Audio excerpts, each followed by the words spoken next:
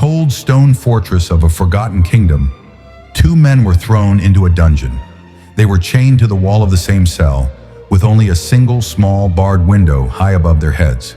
The first prisoner, a soldier named Kyle, would spend his days staring at that window. He would watch the patch of sky turn from black to gray to blue. He would mark the passage of a single defiant cloud.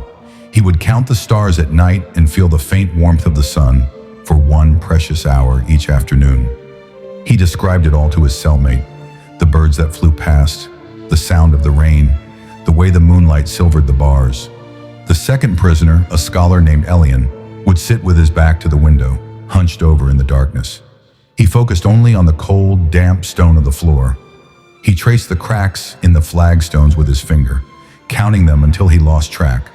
He listened only to the drip of water and the scuttling of rats. He felt the weight of the mountain of rock above them and the hopelessness of their fate.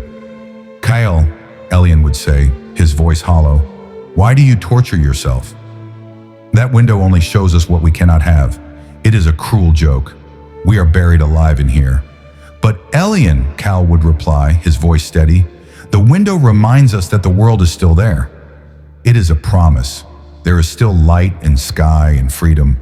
Months turned into years. Their beards grew long and their bodies grew thin, but their perspectives remained unchanged.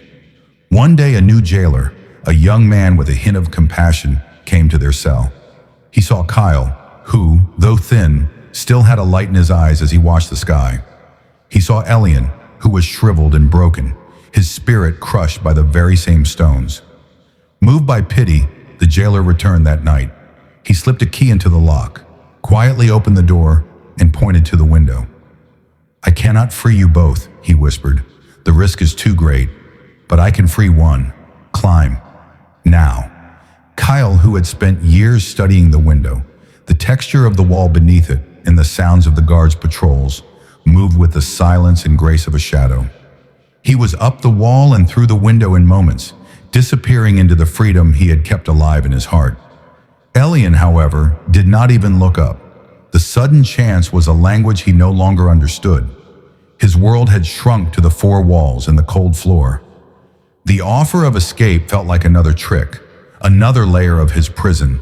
He simply shook his head and curled tighter into a ball. The jailer left, and the cell door closed once more. Elian remained, now utterly alone. He was not a prisoner of the king anymore. He was a prisoner of the story he had told himself in the dark. Moral of the story: your world is defined not only by your circumstances, but by what you choose to focus on.